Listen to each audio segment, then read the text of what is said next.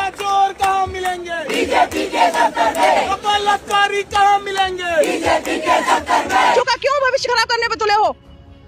आज बच्चों इतने FIR करा दी, बच्चों का फ्यूचर सेफ है? उन बच्चों का फ्यूचर इन्होंने दांव पे लगा दिया। क्या सरकारी नौकरी पे वो बच्चे जा पाएंगे? नमस्कार, मैं दीपक चौधरी और आप देख रहे हैं आज के समाचार।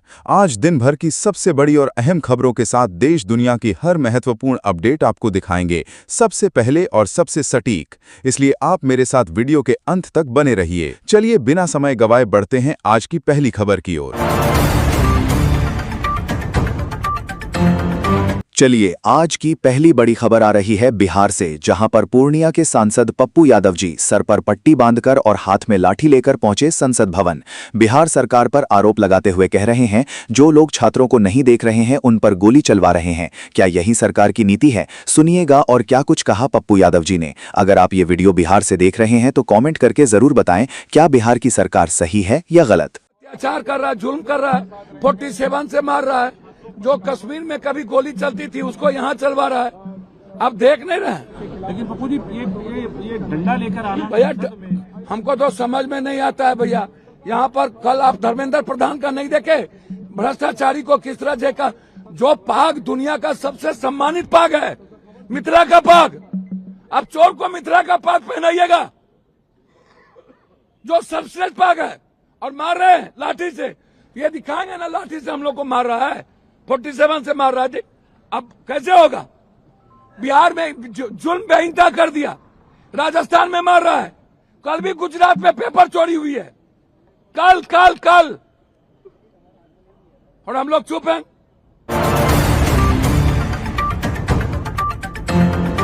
वहीं अगली बड़ी खबर आ रही है, मंडी की सांसद कंगना रनौत ने एक ऐसा बेहुदा बयान दिया है। जो लोग जंतर मंतर पर धरना प्रदर्शन कर रहे थे उनके लिए कंगना रनौत ने गटर कहकर पुकारा है, जिसमें नाराज छात्रों ने कंगना रनौत के खिलाफ विरोध प्रदर्शन में किया और सड़कों पर उतरकर लगाए नारे। देखिए जरा।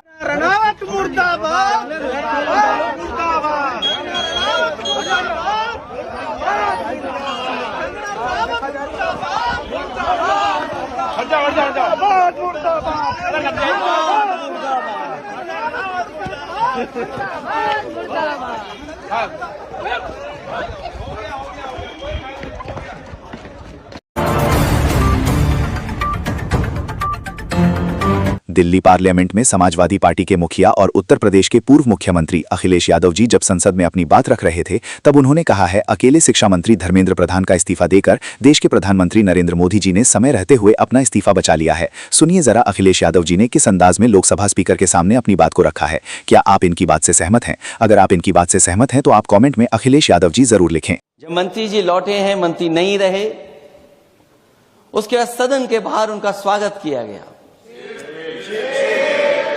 अध्यक्ष महोदय, जो स्वागत हुआ उसके लिए हमें कोई शिकायत नहीं है, लेकिन माननीय सदस्यों को कितनी बड़ी राहत मिली होगी, कितने बड़े संकट से बचाया उन्होंने। एक प्रधान जी को हटा करके प्रधानमंत्री बचा लिया आपने।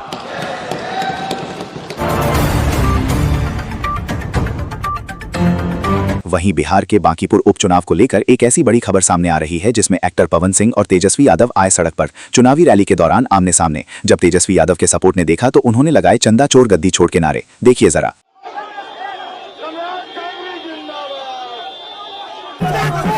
चंदा चोर गद्दी छोड़, चंदा चोर, चंदा चोर, चंदा चोर, चंदा चोर, चंदा चोर, गद्दी छोड़, चंदा चोर, गद्दी छोड़, चंदा चोर,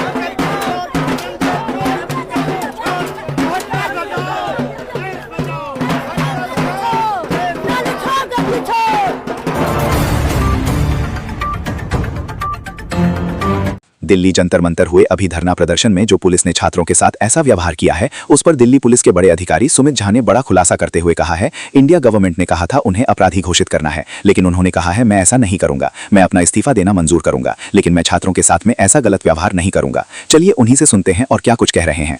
मैं तत्काल प्रभाव से भारतीय पुलिस सेवा से अपना इस्तीफा सौंप रहा हूं। सरकार मुझसे ये उम्मीद कर रही थी कि मैं प्रेस के सामने आऊं और सड़कों पर अपने हक की मांग कर रहे छात्रों के बारे में सरासर झूठ बोलूं। मुझसे कहा गया कि मैं उन्हें अपराधी साबित करूं। मैं ऐसी किसी भी व्यवस्था का हिस्सा नहीं रह सकता जो मुझे सच बोलने से रोके और मासूम छात्रों को फंसाने के लिए मजबूर करे। ये छात्र कोई आतंकवादी नहीं है, ये हमारे देश का भविष्य है।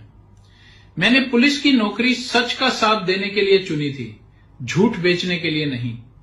मैं सरकार के इस कृत्य का हिस्सा नहीं बन सकता।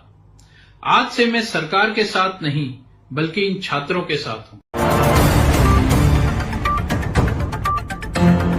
अगली बड़ी खबर आ रही है जब दिल्ली संसद भवन में छात्रों की बात को कांग्रेस पार्टी की महिला सांसद प्रियंका गांधी जी लोकसभा स्पीकर के सामने अपनी बात रख रही थी, तब उन्होंने कहा क्या जरूरत थी छात्रों के साथ में ऐसा व्यवहार करने की। धर्मेंद्र प्रधान का इस्तीफा देने के बाद नए शिक्षा मंत्री प्रहलाद जोशी जी को बनाया गया है, लेकिन प्रियंका गांधी जी ने प्रहलाद जोशी का एक ऐसा बड़ा खुलासा किया है जिसमें बीजेपी सांसदों को उनका इस बात का कहना बड़ा बुरा लगा है।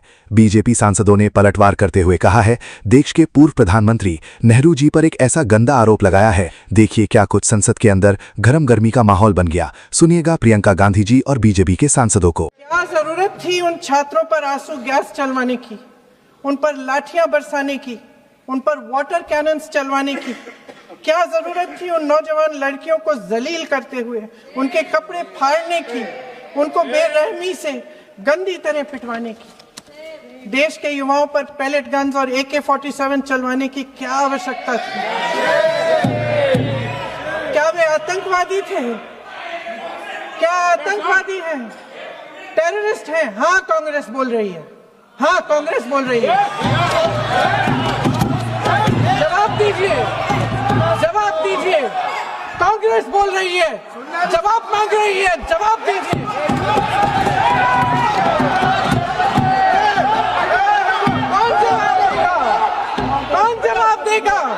गृह मंत्री जी जवाब देंगे। किसने ऑर्डर दिया? किसने ऑर्डर दिया पैलेट गन्स चलाने के लिए? किसने ऑर्डर दिया? आपके माध्यम से मैं पूछती हूं अध्यक्ष महोदय, किसने ऑर्डर दिया? प्रधानमंत्री जी ने दिया? गृह मंत्री जी ने दिया? जवाब देंगे? पूरा देश पूछ रहा है, से यकीन करें।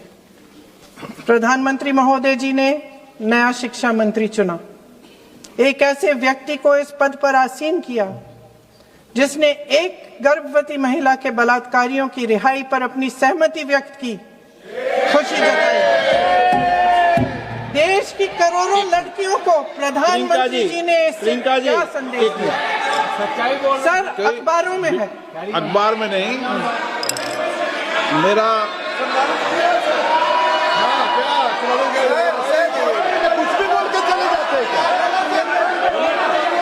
मिस इन्फॉर्मेशन के लिए कार्रवाई करना चाहिए सर। ये क्या कुछ भी बोल के चल सकता है क्या? और procedure for the minister the correcting the mistake 114 में अगर वो आपने जो रूल का जिक्र किया 353 में, मुझे कोई नोटिस नहीं दिया है, मैं इधर प्रेजेंट हूँ और मैंने ऐसे कैसे बिना ऑथेंटिकेशन बोल सकते मुझे बिना नोटिस दिए हुए? इसलिए मैं इसको खंडन करता हूँ और उसको एक्सपेल करना चाहिए और उनको माफी मांगना चाहिए। मैंने सर, मैं उस पर कायम हूँ और मैं किताब जो है ऑथेंटिकेट करने के लिए तैयार हूँ। अय्याज थे नेहरू, अय्याज थे। मैं फिर दोबारा रिपीट कर रहा हूँ, आई एम अगेन रिपीटिंग। यही फैक्ट है और मैं किताब में ऑथेंटिकेट करके दे रहा हूँ। I am authenticating that book.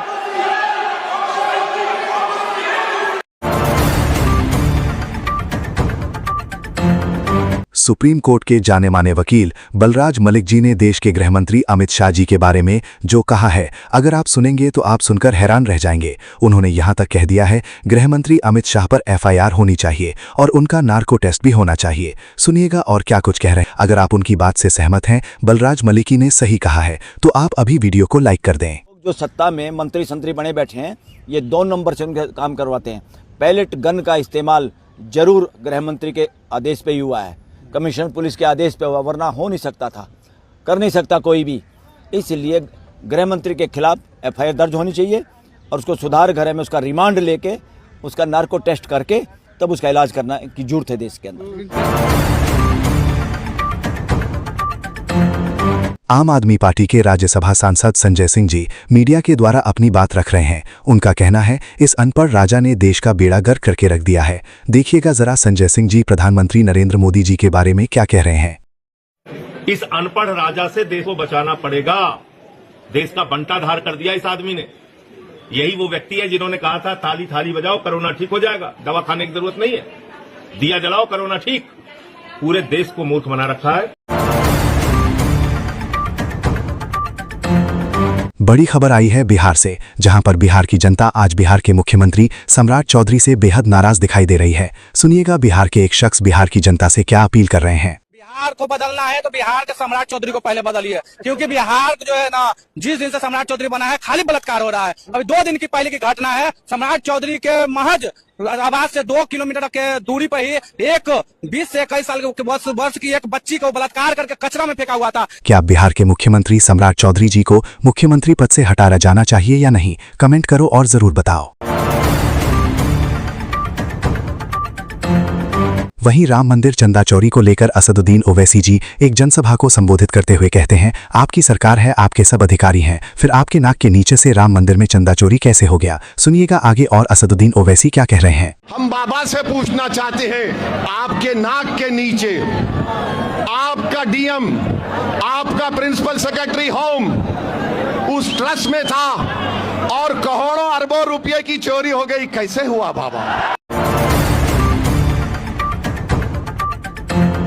अगर आपको वीडियो पसंद आई है तो वीडियो को लाइक करें, शेयर करें, साथ ही साथ चैनल को सब्सक्राइब करके बेल आइकन को ऑल नोटिफिकेशन पर प्रेस कर लें। ये थी देश दुनिया की सबसे बड़ी खबरें। मेरे साथ वीडियो के अंत तक बने रहने के लिए आपका बहुत बहुत धन्यवाद। मैं दीपक चौधरी और आप देख रहे थे आज के समाचार।